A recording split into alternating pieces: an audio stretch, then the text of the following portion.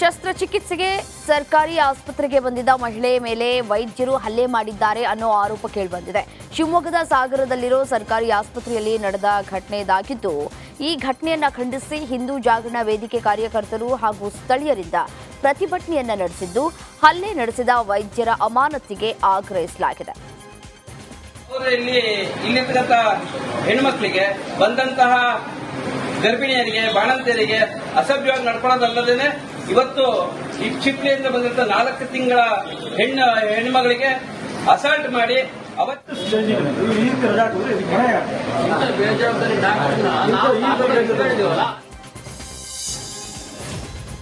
ಕೋಟಾ ಶ್ರೀನಿವಾಸ ಪೂಜಾರಿ ಅವರಿಂದ ತೆರವಾದ ಎಂಎಲ್ಸಿ ಸ್ಥಾನಕ್ಕೆ ಉಪಚುನಾವಣೆ ನಡೆಯಲಿದ್ದು, ದಕ್ಷಿಣ ಕನ್ನಡ ಉಡುಪಿ ಜಿಲ್ಲೆಯ ಅಭ್ಯರ್ಥಿಯಾಗಿ ಕಿಶೋರ್ ಕುಮಾರ್ ಬೊಟ್ಯಾಡಿಯನ್ನು ಪಕ್ಷ ಕಣಕ್ಕಿಳಿಸಿದೆ. ಬಿಜೆಪಿಯಲ್ಲಿ ಮಾಜಿ ಎಂಪಿ ನಳಿನ್ ಕುಮಾರ್ ಕಟೀಲ್, ಮಾಜಿ ಸಚಿವ ಪ್ರಮೋದ್ ಮಧ್ವರಾಜ್, ಉದಯ್ ಕುಮಾರ್ ಶೆಟ್ಟಿ, ಸತೀಶ್ ಕುಂಪಲ ಸೇರಿದಂತೆ 15 ಮಂದಿ ಆಕಾಂಕ್ಷಿಗಳಿದ್ರು. ಆದರೆ ಕೊನೆಯದಾಗಿ ಹೈಕಮಾಂಡ್ ಕಿಶೋರ್ ಕುಮಾರ್ ಬೊಟ್ಯಾಡಿಗೆ ಮಣೆ ಹಾಕಿದೆ. ದಕ್ಷಿಣ ಕನ್ನಡ ಸ್ಥಳೀಯ ಸಂಸ್ಥೆಗಳಿಂದ ಪರಿಷತ್ ಸದಸ್ಯರನ್ನ ಆಯ್ಕೆ ಮಾಡುವುದಕ್ಕೆ ಅಕ್ಟೋಬರ್ 21ರಂದು ಮತದಾನ ನಡೆಯಲಿದೆ. ಈ ಹಿನ್ನೆಲೆಯಲ್ಲಿ ಬಿಜೆಪಿ ಕೇಂದ್ರೀಯ ಚುನಾವಣಾ ಸಮಿತಿ ಪಕ್ಷದ ಎಂಎಲ್ಸಿ ಅಭ್ಯರ್ಥಿಯಾಗಿ ಕಿಶೋರ್ ಕುಮಾರ್ ಅವರನ್ನ ಆಯ್ಕೆ ಮಾಡಿದೆ. ಬಿಜೆಪಿಯಲ್ಲಿ ಮಾಜಿ ಎಂಪಿ ನಳಿನ್ ಕುಮಾರ್ ಕಟೀಲ್, ಮಾಜಿ ಸಚಿವ ಪ್ರಮೋದ್ ಮಧ್ವರಾಜ್, ಉದಯ್ ಕುಮಾರ್ ಶೆಟ್ಟಿ ಇಷ್ಟು ಜನ ಆಕಾಂಕ್ಷಿಗಳಿದ್ರು. ಸಿಎಂ ಪತ್ನಿ ಮುಡಾಗೆ 14 ಸೈಟ್ಗಳನ್ನು ಹಿಂತಿರುಗಿಸಿರುವಂತಹ ವಿಚಾರವಾಗಿ ಸಚಿವ ಮಂಕಾಳು ವೈದ್ಯ ಪ್ರತಿಕ್ರಿಯೆ ನೀಡಿದ್ದಾರೆ. ಬಿಜೆಪಿ ನಾಯಕರ ಮಾತಿನಿಂದ ಸಿಎಂ ಪತ್ನಿ ನೊಂದಿದ್ದಾರೆ. ನೊಂದು ಸೈಟ್ಗಳು ತಮಗೆ ಬೇಡ ಅಂತ ಹೇಳಿ ಹಿಂತಿರುಗಿಸಿದ್ದಾರೆ. ಆದರೆ ಸಿಎಂ ಸಿದ್ದರಾಮಯ್ಯ ಯಾವುದೇ ತಪ್ಪು ಮಾಡಿಲ್ಲ ಅಂತ ಮಂಕಾಳು ವೈದ್ಯ ಹೇಳಿದ್ದಾರೆ.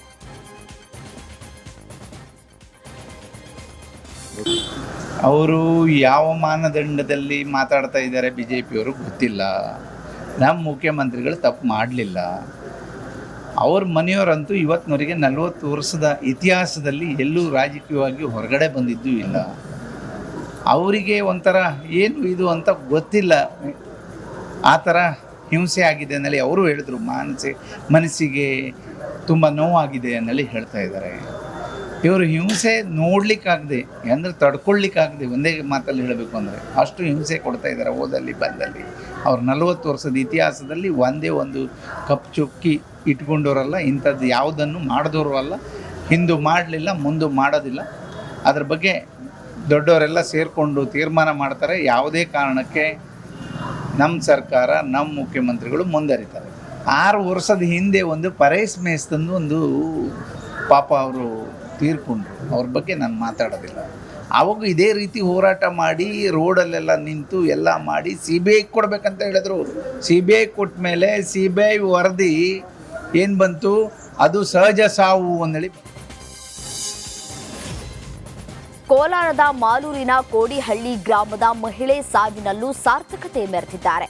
ಮಂಜುಳಾ ಪ್ರಕಾಶ್ ಎಂಬುವವರು ಕಳೆದ 5 ದಿನಗಳ ಹಿಂದೆ ಡೆಂಗಿ ಜ್ವರದಿಂದ ಬಳಲ್ತಾ ಇದ್ರು. ಖಾಸಗಿ ಆಸ್ಪತ್ರೆಗೆ ದಾಖಲಾಗಿದ್ರು. ಆದರೆ ಚಿಕಿತ್ಸೆ ಫಲಕಾರಿಯಾಗದೆ ಮಂಜುಳಾ ಮೃತಪಟ್ಟಿದ್ರು. ಮಂಜುಳಾ ಇನ್ನೂ ಬದುಕಲ್ಲ ಅಂತ ತಿಳಿತಾ ಇದ್ದಂತೆ ಅವರ ಕುಟುಂಬಸ್ಥರು ಆಕೆಯ ಹೃದಯ, ಕಿಡ್ನಿ, ಕಣ್ಣು, ಕರುಳು, ಶ್ವಾಸಕೋಶವನ್ನ ದಾನ ಮಾಡಿದ್ದಾರೆ. ಇದರಿಂದ 8 ಜನ ರೋಗಿಗಳಿಗೆ ಮರುಜೀವ ಸಿಕ್ಕಿದ್ದು ಸಾವಿನಲ್ಲೂ ಸಾರ್ಥಕತೆ ಮೆರೆದಿದ್ದಾರೆ. 87ನೇ ಕನ್ನಡ ಸಾಹಿತ್ಯ ಸಮ್ಮೇಳನ ಪ್ರಯುಕ್ತ ಕನ್ನಡದ ರಥ ರಾಜ್ಯಾದ್ಯಂತ ಸಂಚರಿಸಲಿದೆ. ಧಾರವಾಡಕ್ಕೆ ಕನ್ನಡ ರಥಯಾತ್ರೆ ಆಗಮಿಸಿದ್ದು, ಅಣ್ಣಿಗೇರಿ, ಕುಂದಗೋಳ, ಕಲಘಟಗಿ ಸೇರಿದಂತೆ ಹುಬ್ಬಳ್ಳಿಯಲ್ಲಿ ಸಂಚಾರ ನಡೆಸಿದೆ.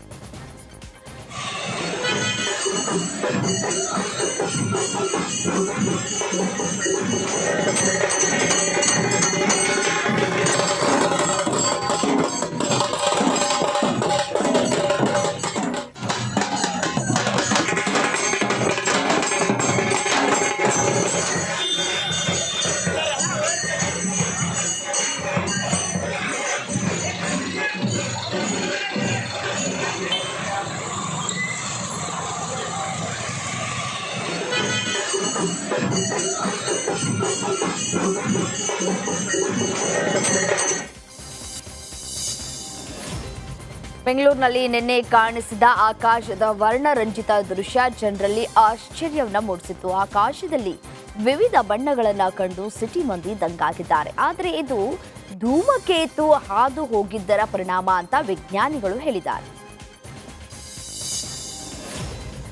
ಹಾಡಹಗಲೇ ಅಡಿಕೆಗಾಗಿ ಅಡ್ಡಗಟ್ಟಿ ಖದೀಮರು ದರೋಡೆ ನಡೆಸಿರುವ ಘಟನೆ ದಾವಣಗೆರೆ ಜಿಲ್ಲೆಯ ಚನ್ನಗಿರಿ ತಾಲೂಕಿನ ಜೋಳದಾಳ್ ಬಳಿಯ ಅರಣ್ಯ ಪ್ರದೇಶದ ಬಳಿ ನಡೆದಿದೆ. ಅಡಿಕೆ ಖರೀದಿಗೆ ಹೋಗ್ತಾ ಇದ್ದ ಗಾಡಿಯನ್ನ ಅಡ್ಡಗಟ್ಟಿ 17.25 ಲಕ್ಷ ರೂಪಾಯಿ ಹಣ ದರೋಡೆ ಮಾಡಿದ್ದಾರೆ. ದರೋಡೆಕೋರರು ಗಾಡಿ ಫಾಲೋ ಮಾಡ್ತಾ ಇರುವಂತಹ ದೃಶ್ಯ ಸಿಸಿ ಕ್ಯಾಮೆರಾದಲ್ಲಿ ಸೆರೆಯಾಗಿದೆ.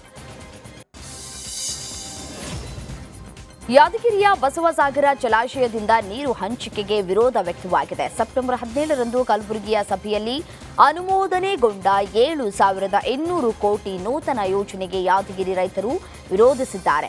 ಸರ್ಕಾರ ಕೂಡಲೇ ಯೋಜನೆಯನ್ನ ಕೈಬಿಡಬೇಕು, ಇಲ್ಲವಾದಲ್ಲಿ ನೀರನ್ನ ಕೊಡೋದಿಲ್ಲವೆಂದು ಹೋರಾಟಕ್ಕೆ ಮುಂದಾಗಿದ್ದಾರೆ.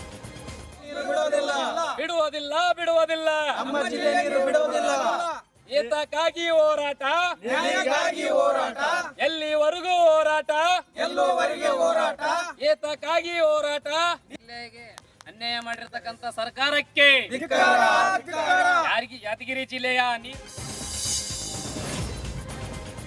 ಕಾರ್ನಲ್ಲಿ ಹೋಗ್ತಾ ಇದ್ದಂತಹ ಯುವತಿಗೆ ಪುಂಡನೊಬ್ಬ ಅಸಭ್ಯ ಶಬ್ದಗಳಿಂದ ಚುಡಾಯಿಸಿರುವ ಘಟನೆ ಹುಬ್ಬಳ್ಳಿ ಧಾರವಾಡ ಮಾರ್ಗ ಮಧ್ಯೆ ನಡೆದಿದೆ.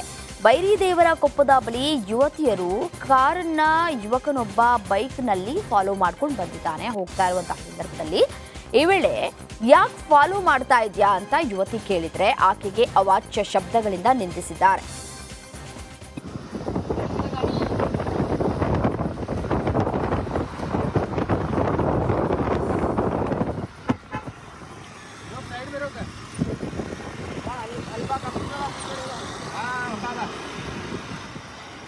ಯಾಕೆ ನಿಮ್ಗೆ ಎದಕ್ಕೆ ಬೇಕು?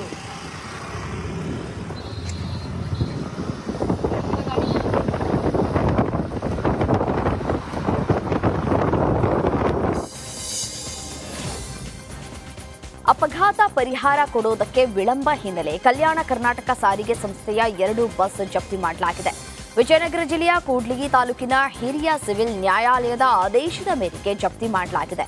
2018ರಲ್ಲಿ ಶಿವಮೊಗ್ಗ ಜಿಲ್ಲೆಯ ತೀರ್ಥಹಳ್ಳಿ ಬಸ್ ಕಾರು ಮಧ್ಯೆ ಅಪಘಾತ ಸಂಭವಿಸಿತ್ತು. ಈ ವೇಳೆ ಕಾರಿನಲ್ಲಿ ಇದ್ದಂತಹ ಕೂಡ್ಲಿಗಿ ನಿವಾಸಿ ಮಂಜುನಾಥ ಎಂಬುವವರು ಬಲಗೈಯನ್ನ ಕಳೆದುಕೊಂಡಿದ್ದು. ಜೊತೆಗೆ ಕೂಡ್ಲಿಗಿ ತಾಲೂಕಿನಲ್ಲಿ ನಡೆದಿದ್ದ ಮತ್ತೊಂದು ಅಪಘಾತದಲ್ಲಿ ಹೊಸಹಳ್ಳಿ ಗ್ರಾಮದ ನಾಗರಾಜ್ ಅನ್ನೋ ವ್ಯಕ್ತಿ ಮೃತಪಟ್ಟಿದ್ರು. ಹೀಗಾಗಿ ಪರಿಹಾರ ನೀಡುವಂತೆ ಕೋರ್ಟ್ ಆದೇಶವನ್ನ ನೀಡಿತ್ತು. ಆದರೆ ಪರಿಹಾರ ವಿಳಂಬ ಮಾಡಿರುವುದರಿಂದ 2 ಕೆಎಸ್ಆರ್ಟಿಸಿ ಬಸ್ ಅನ್ನ ಜಪ್ತಿ ಮಾಡಲಾಗಿದೆ.